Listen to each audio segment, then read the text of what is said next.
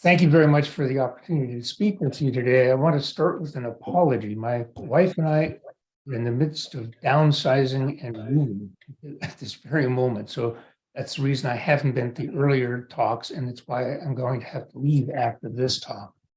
I would like to change what we're talking about a little bit from looking at what's happening within a molecule to what's happening within a solution. I want to talk about antibody-antigen interactions, and I want to talk about them in solution, both in, say, phosphate buffered saline and in serum. And I want to talk about the non-ideality and the non-ideality due to charge on the molecules.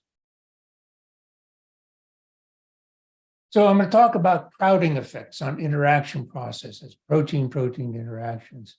Talk about antibody-antigen networks and precipitation, and then talk about what happens when you try to do these same kind of reactions in serum, and why it's important that we come to some understanding of what's going on. And finally, talk about a framework that we might use for understanding concentrated solutions that might take advantage of some of the very sophisticated talks I've heard before in these sessions.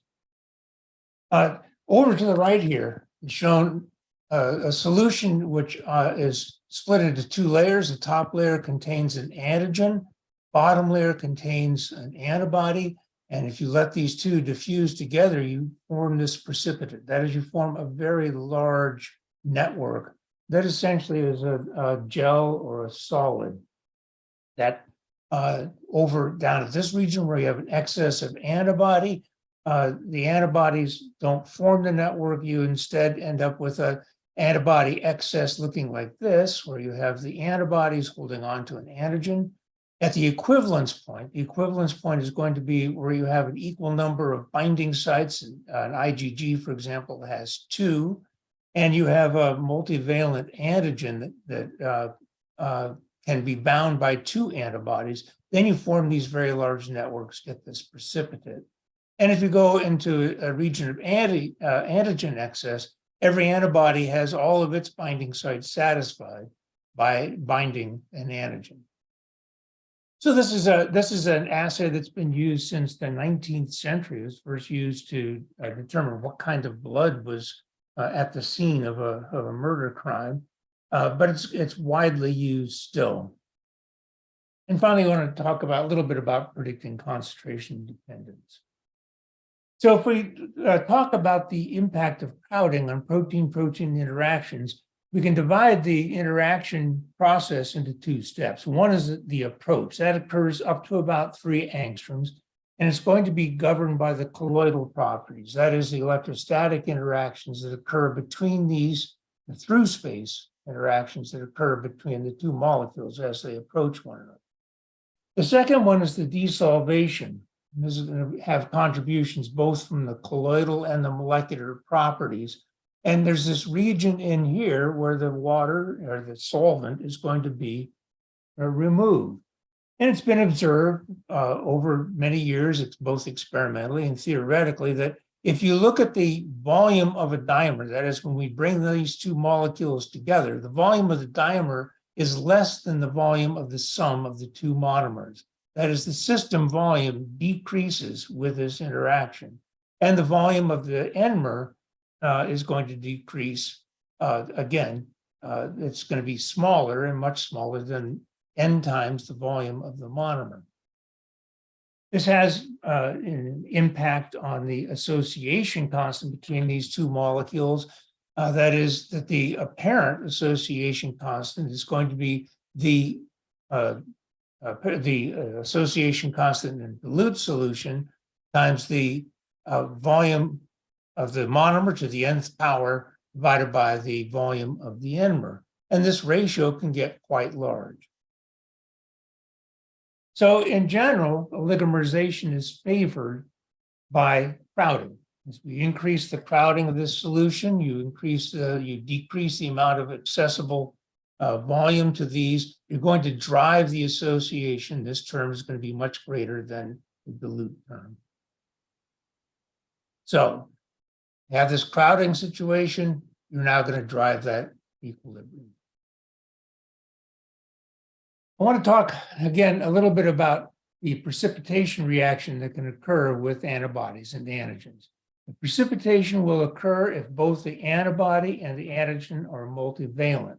And in the case of IgGs, they are multivalent. There are two binding sites, one on this side, one on this side. That's because the IgG molecule is essentially a disulfide linked dimer consisting of a heavy chain and a light chain, these two binding sites up here. So it's multivalent, it has N equals 2. We're going to also talk about rank L, just very briefly. Rank L is medically important, as are IgGs. Rank L is important because it's a part of the process of tumor necrosis factor, but it's a stable trimer. So there's 3 binding sites. So both antibodies, IgG and IgE, are stable dimers. Rank L is a stable trimer. If you mix these, if I put an antibody in a well here at concentrations that would be found physiologically, and I place antigens in these wells that surround that central well, again, at physiological concentrations, what you observe after time is as these two diffuse together, there's this region where you hit this equivalence point, and at that region, you end up getting a precipitation. In this case, it's an Aucher-Looney assay. It's a well-known assay used in microbiology for determining the antigenic similarity between bacterial and viral strains. Now, the question is, do antibody-antigen complexes that size, precipitating antibody-antigen complexes that size, form in serum? You are in serum, you are in a very crowded environment. This is a drawing by David Goodsell on the left of what it looks like in serum. You can identify certain structures. This 3-lobe structure is an antibody, an IgG antibody. There are other proteins, lots of other proteins. The one that's in highest concentration is the ones, the little circles that are kind of hidden in here, but that's serum albumin. Serum albumin exists in serum at between 40 and 70 mg per mil. There's a range. IgG in serum is roughly around 10 mg. Now, we know that crowding is going to favor precipitation. And we know that, in fact, precipitation can occur in a crowded environment. These Aucher-Looney assays shown down at the bottom, the Aucher-Looney assay is done in a gel. And so this is a crowded environment. You still form precipitate under those conditions. The problem is that if you had precipitation occurring in serum, this can lead to things like cardiac failure, pulmonary failure, widespread organ failure, and one that's of particular interest to the biopharmaceutical industry, immunogenicity. This is why oftentimes a biopharmaceutical antibody loses its potency over time, is because you develop antibodies directed against the therapeutic antibody. It's called an anti-drug antibody reaction. And under those circumstances, you then clear the therapeutic antibody. So forming these precipitates would be medically very dangerous and could be, and potentially is, a problem. But when you actually do the experiments where you compare now, this is a monoclonal antibody. This is an antibody called, it's commercially produced. It's called Zoler. It's an anti-IgE. So Zoler is bivalent, IgE is bivalent, and you can in fact form large clusters. Now, at very low concentrations, these are 10 nanomolar, very low concentrations, you don't tend to form huge clusters. You don't form a precipitate, but you do form very large structures. If you do the exact same experiment, but varying now the IgE concentration in serum, which had previously been depleted of IgE, what you find is that, in fact, you do not form large complexes. There's no large complexes formed out here. Instead, you tend to form a 1-to-1 antibody IgE mixture, complexes. That is, you tend to drive this equilibrium back from very large complexes to very small complexes, which is exactly the opposite of what you'd anticipate on the basis of crowding model. So the conclusions from this paper by Bart Demuley, Steve Shire, and Jun Liu is that the larger complexes that were detected in PBS, even at low concentration, were not detected in serum. And what they find instead is the increase in numbers of dimers and trimers and a decrease in the levels of the monomers. That is, you do drive the formation of the dimers, but you also decrease the level of hexamers. Similar work was done with in my lab with John Hill, and what we found a couple of very interesting things. One of them is when you mix an antibody and antigen together, when you do those precipitant assays, you can do them without a gel being present, but you have to wait overnight before the precipitation occurs. This is an experiment on the left done in PBS, again with rank L, which is that trimer, the monoclonal antibody, which is also a therapeutic antibody, by the way, is dimeric. This is trimeric, so you'd have to have a ratio here where you end up with an equal number of antibody binding sites to equivalent to the number of rank L molecules, trimers. If you just quickly mix the material and then do a sedimentation velocity experiment, looking at the size distribution of the complexes that are formed as a function now of the concentration of the antibody, what you see is, in fact, you get an overshoot. See that you get this very large, this is running around 50S, that would be about 1 million molecular weight, somewhere that size of a complex.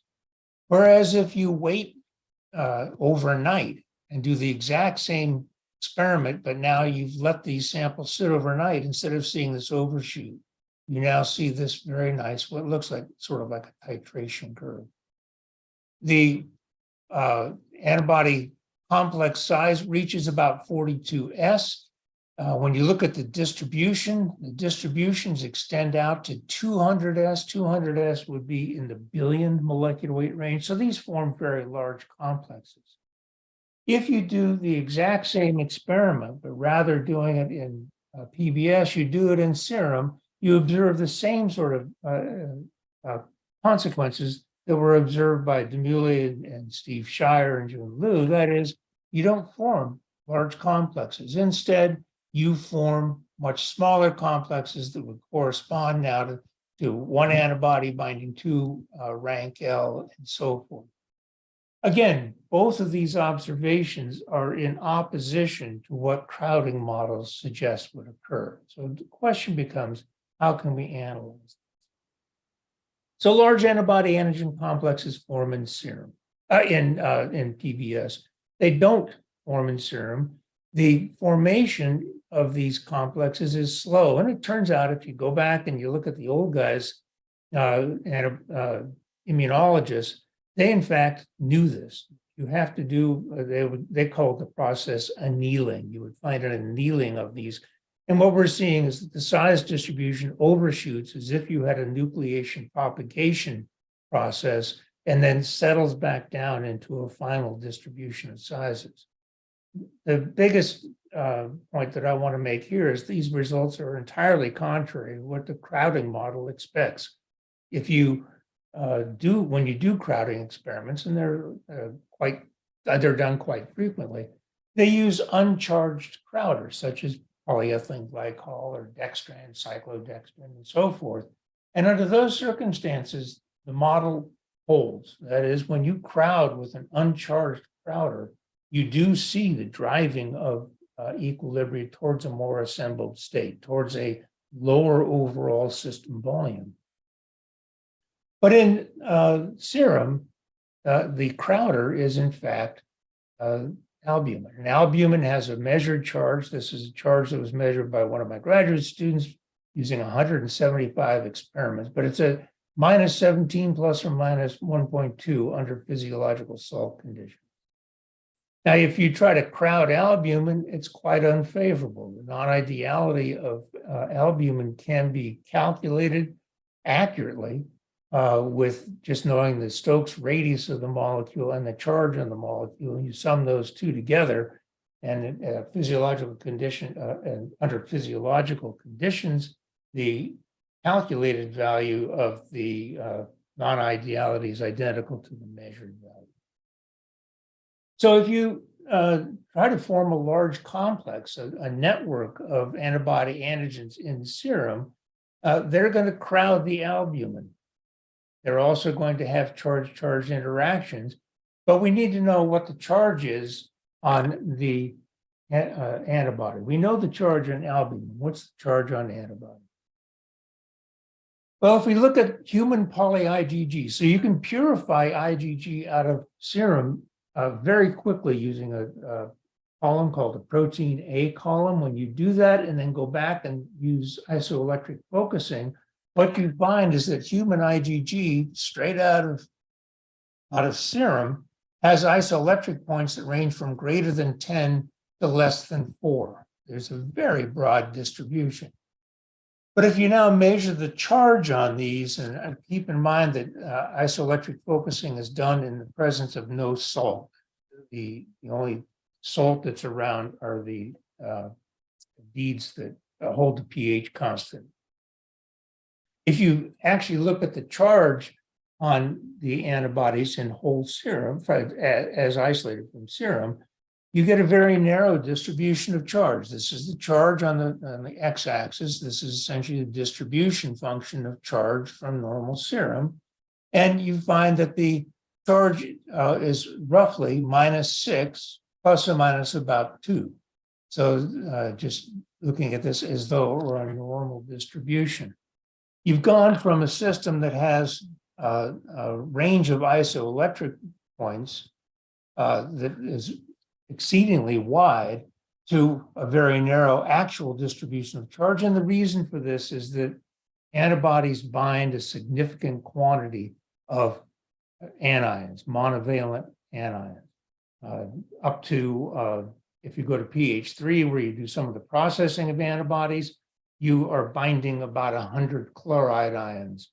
If you're at pH 5 and 6, where these antibodies are formulated, at pH 6, you're binding about 20 chloride ions, and at pH 5, you're binding roughly 50.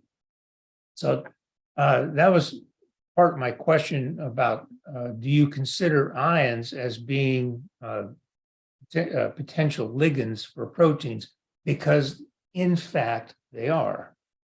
All right, so if we now look at this, this distribution, this is now what happens with a series of monoclonal antibodies that are produced commercially. Couple of things. Charge distribution is narrow. The isoelectric focusing tells you nothing about the charge, and you're not going to be able to calculate the charge on the protein based on the isoelectric point. It doesn't tell you anything. The charge is low. So the overall charge in antibodies is about, you can make a very quick rule of thumb of the charge from the effective charge. That is the charge as it appears in solution with the dibiaxial cloud is roughly 1/3 the biaxial Henry charge, which is what is presented here. So that means that the antibody charge is only -2. The old name for IgG is gamma globulins. That's because it is the slowest moving boundary in an electrophoresis experiment of serum. And so the charge that we've determined here with these antibodies is exactly the same as the charge that was measured in 1930 by Arne Tiselius. So the charge that you can measure, which is easy to do and rapid, is both accurate and precise. What about non-ideality in serum? Work that I'm doing right now is to try to apply the Flory-Huggins theory to serum. Flory-Huggins theorem says is description of the energy density, that is the energy density in some volume of liquid. It depends upon the volume fraction. So instead of using molar concentration or weight concentration, the appropriate concentration to use when considering the concentration of the molecule in solution is its volume fraction. And it depends on essentially just the term that's going to occur because of the molecule itself. So this is the number of moles. This is the logarithm of the volume fraction concentration. And then this term, which is the one that is of most interest when we're starting to talk about the interactions between molecules, segments of molecules, and that is essentially the product of the volume fraction of the two molecules, types of molecules, and an interaction parameter right here. This is the pairwise interaction energy, and this is what is of greatest interest. The free energy, this is a free energy term, is going to have an enthalpic contribution and an entropic contribution. The entropic contributions may be calculated again for serum albumin, when I spoke about calculating the overall second virial coefficient for serum albumin under physiological conditions. This is the formula right here. It's just 4,3 pi times the Stokes radius. The Stokes radius is a readily measured parameter either by dynamic light scattering, electrophoretic dynamic light scattering, or from sedimentation and velocity analysis. That's just Avogadro's number, and that's the molar mass squared. It's simply the number of ways a particle can explore its accessible volume. As you increase the particle size, you decrease the entropy, and this term is going to go up. Non-ideality is going to increase because you are decreasing this term. It also has to do with the number of ways a particle can flex. So if I try to calculate based simply on the size of the molecule, on the charge on the molecule, the non-ideality of serum albumin nearer its isoelectric pH, where it now becomes a much more flexible molecule, the calculation misses the actual value because of that flexibility. The term for the second virial coefficient due to flexibility is really identical, almost identical to the excluded volume term. Instead of looking at the volume of the entire molecule, you look at the volume of each of the units of flexibility, and antibodies are quite flexible, you're going to see. So these are going to increase the, they're going to decrease the entropic term, and they're going, increase the entropic term, and they're going to alter the free energy. It's going to make this more negative, the interaction. Enthalpic contributions also disfavor network formation. In this case, it's just the product of the charge on, say, an albumin molecule and on a complex of antibodies and antigens. This is the screening term, just the Debye-Huckel screening term. And so you can calculate this non-ideality. Charge-charge repulsion is going to increase the enthalpy. It's going to make this less favorable. So molecular crowding drives association. If we now look at a dilute solution condition here, and we look at the reaction, the interaction between these two molecules is not as favorable as when you go into a crowded condition.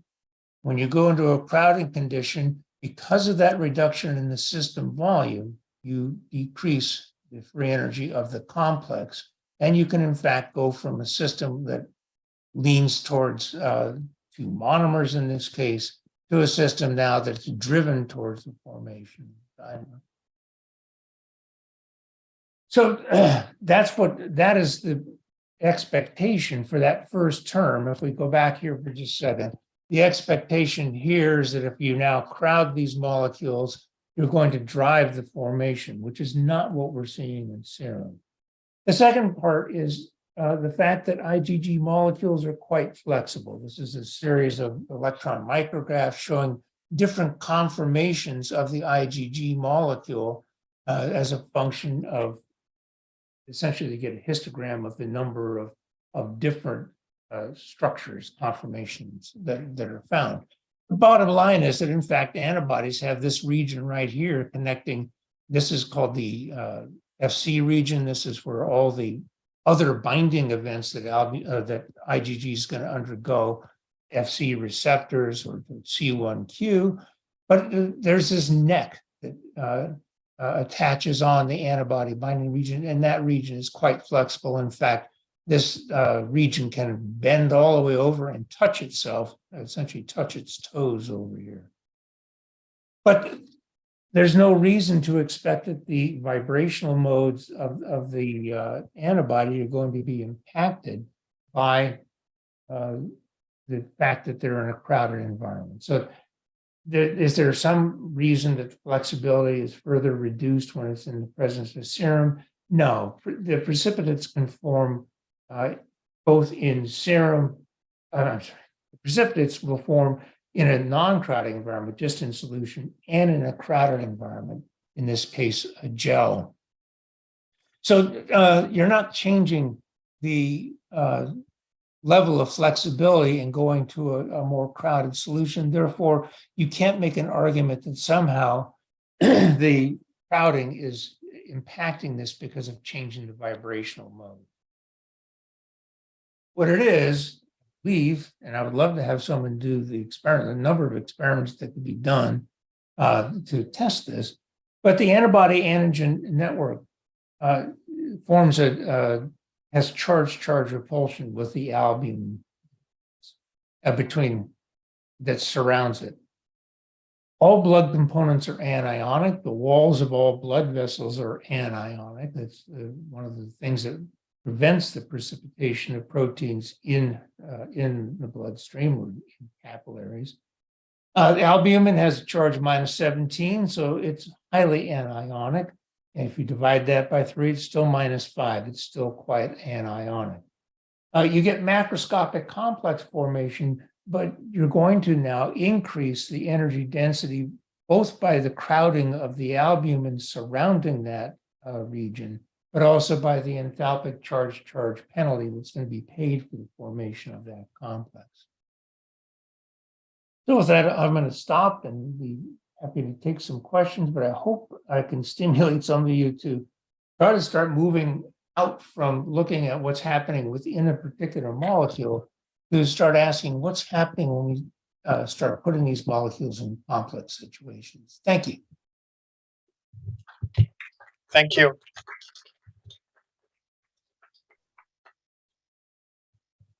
Okay, thank you very much, Tom. Any questions? I actually have a couple of them. So we already talked about the problems that models have in trying to reproduce this kind of data. And we are actually trying to figure out whether better models could be a solution.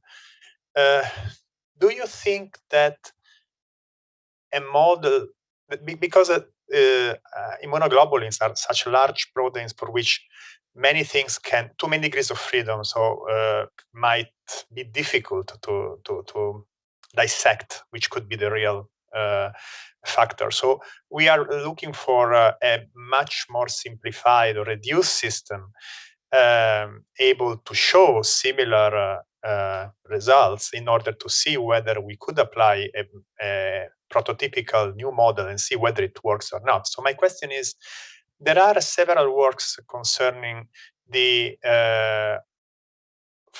ability of computational models to reproduce Hofmeister series for even for very small molecules. Do you think that these two problems could be related, and that if we could use such a reduced system as a prototypical system to play around? Yeah, there are a couple of them. One of them is Hennig white lysozyme.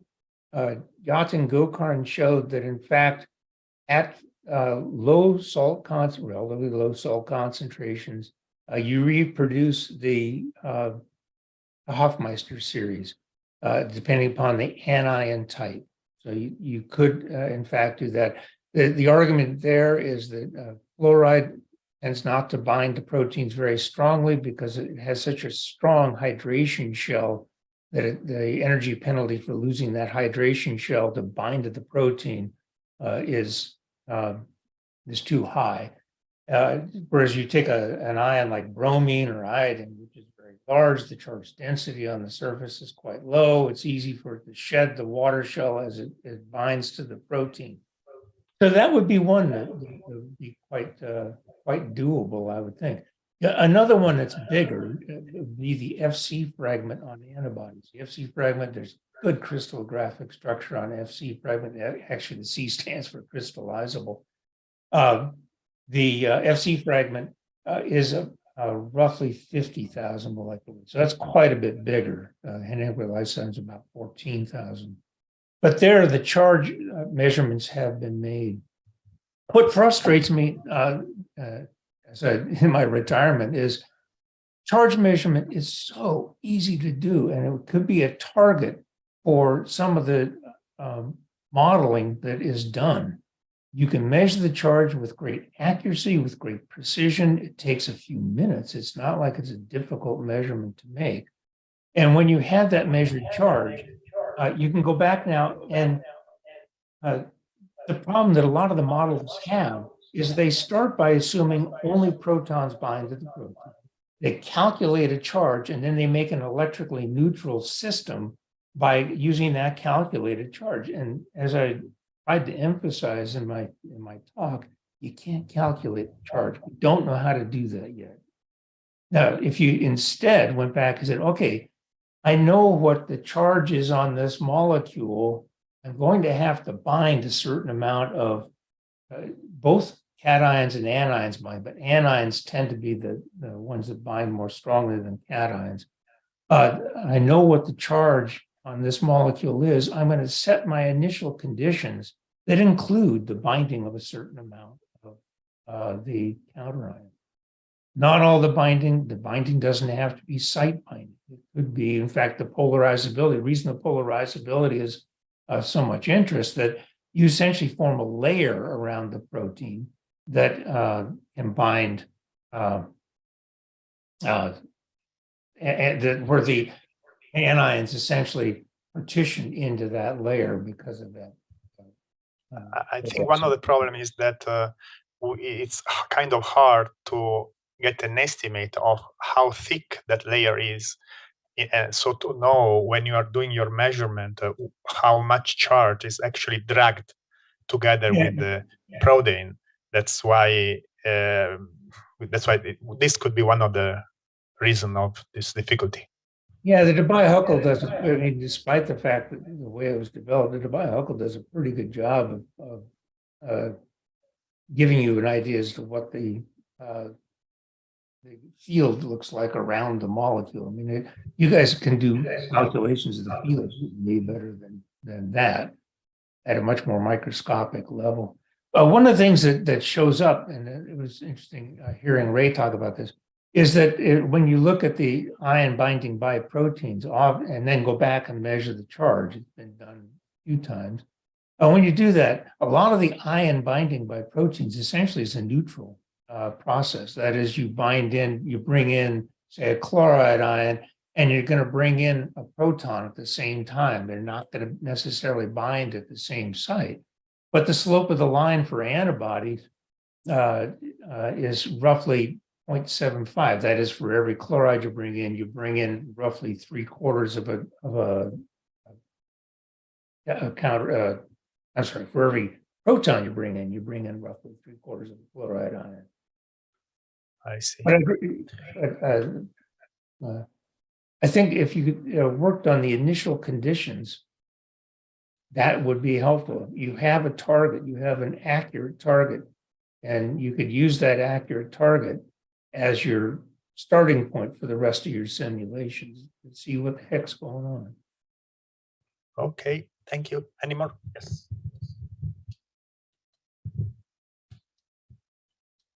Mika? Okay. Yes. Hello, Tom. This is Antonio Baptista. How are you? You should be Doing here fine. with us.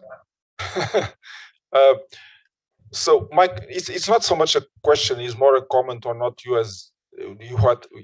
have just said.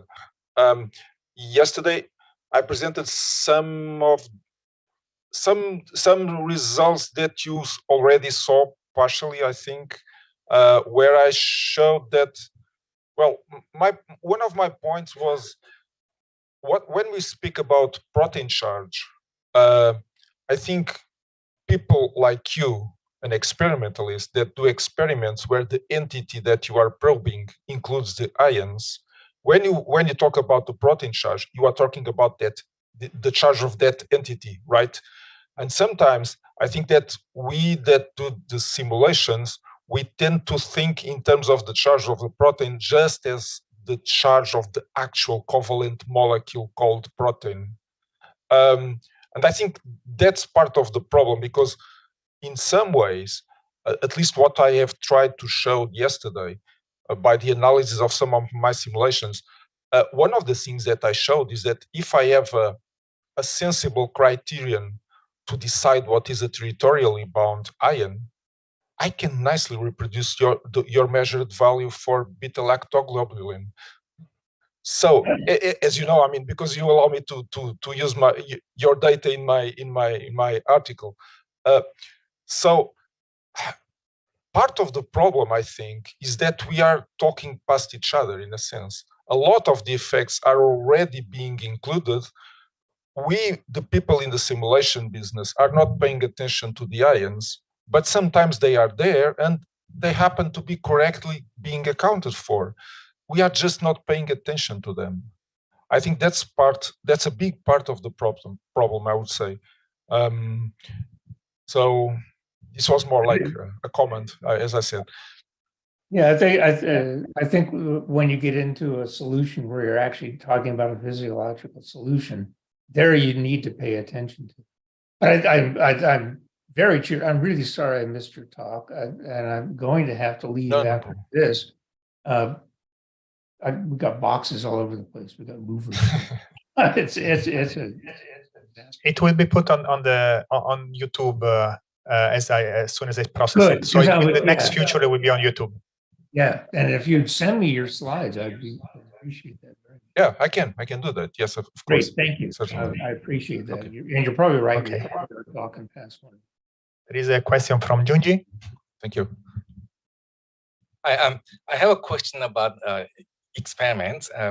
Okay, so you mentioned really interesting difference between the behavior of antibody Rankel complex in PBS and in serum.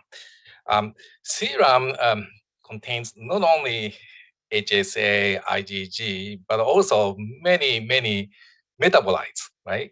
And many metabolites have carboxylate, phosphate, or some other charged groups.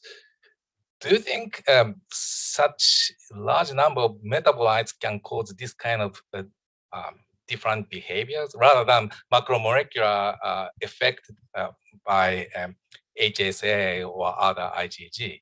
I think this question can be addressed if you do experiment with a simpler system using just HSA as a crowder. You see the same effect. There's a fellow named Jack Correa who's been doing some work on this, and I can't give you the answer because I'm not sure we know yet. But your point is quite valid. That is that you have a lot of there's lots of peptides, all kinds of things that are floating around that are charged. Could they be causing this? The only answer that I have for you is that if you take antibodies all by themselves, one of the pernicious problems that the biopharmaceutical industry runs into is antibodies are actually designed to bind weakly to one another. We're talking about association constants that are on, or dissociation constants that are on the order of hundreds of micromolar to millimolar, which is very, very weak.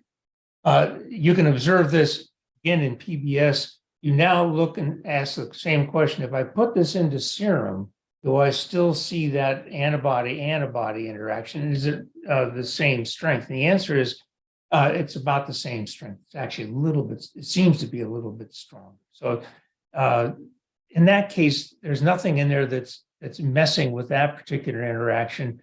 I'd have a hard time coming up with one that would work against so many different antigens in serum. But it's a possibility. It is a possibility. There's something that's binding either the antibody or the antigen that blocks the formation of the large networks. You're not blocking the interaction between the antibody and the antigen because that's actually strengthened, as you would expect for a crowding. So it's got to be somehow something to do with the network formation, the forming of the larger complexes. It's a good thing that happens. I mean, it's a very good thing that happens because otherwise you get a cold and you die. You precipitate the virus and the virus. Okay, we have one last question from Mikael. Right. Hi, Tom. It was nice talk. So, my question also revolved around the binding of ions when you said that you have a number of ions binding to the antibody, and as Antonio said, I think it's very much how we define it. I think that we as chemists we're so used to describing protons as a two-state binding.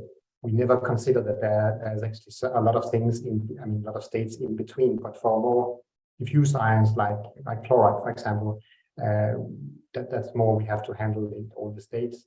I'm just wondering how, I guess also different experiments could give different results. Is that right? I mean, how you sense the ions around a molecule? I guess if you do a diffusion, that could give you one charge. If you do you have some answers to that, or? So if you're using different techniques to measure the charge, is that what you're saying? Yeah. There's a paper that compares different methods for measuring charge. There are not a whole lot of methods around. They're all electrophoretic, with the exception of using the Donin equilibrium. And you can use the Donin equilibrium, but you got to be careful with how you interpret the data. There's a wonderful paper, and I think the name is Anders, but I'm not positive, where they looked at albumin binding of chloride in particular. But in order to do that, they had to use very high concentration, 100 mg per mil albumin. And then they then used probes to measure the chloride concentration on either side, and then the total concentration of the free chloride concentration and the total chloride concentration on either side.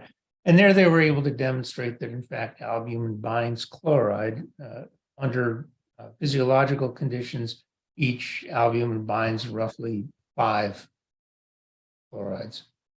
So, and when you go back and you actually make the measurement by electrophoresis, you find roughly the same thing. You get the same charge that you would get if you accounted for the chloride binding. Okay, so and if you do potentiometric titration, I guess you could also estimate it from that. Would that give the same, or? Well, let's see. Tanford did that. Again, right. Yeah, when you do that, you have to be careful with how you interpret the data. So he was very careful. If you read that, there's a 1951 paper where he looked at the titration of albumin, and he's very careful, the pH titration. He's very careful to note that the graphs that he has, where he has the charge, he says, I'm only taking into account proton binding. I do not know about the binding of other molecules. He was estimating the charge on the basis of the binding. By the way, there's a very simple experiment that can be done that demonstrates that, in fact, proteins bind ions, in particular anions. And that is to make an isoionic solution using a Dinsis column where you pass the protein over the column. You get out at the bottom of that, you get out your protein in water. And you can go back and do the analytical chemistry to show that there are no other ions present in the solution. So you then measure the pH of that solution. At that point, you add a small quantity of a neutral salt, sodium chloride, and the pH shifts. Shouldn't shift unless you're binding something, and it turns out in that case, it's the binding of anions. Okay. I But would I like to thank appreciate- again. So go ahead. No, I was just going to say thank you very much for inviting me. I'm going to have to leave because I have an appointment in just a couple of minutes, but thank you so Okay. very much. Thank you so much. And I'm looking forward to Bye. hearing, I'm looking forward to getting back and looking at the YouTube. Okay.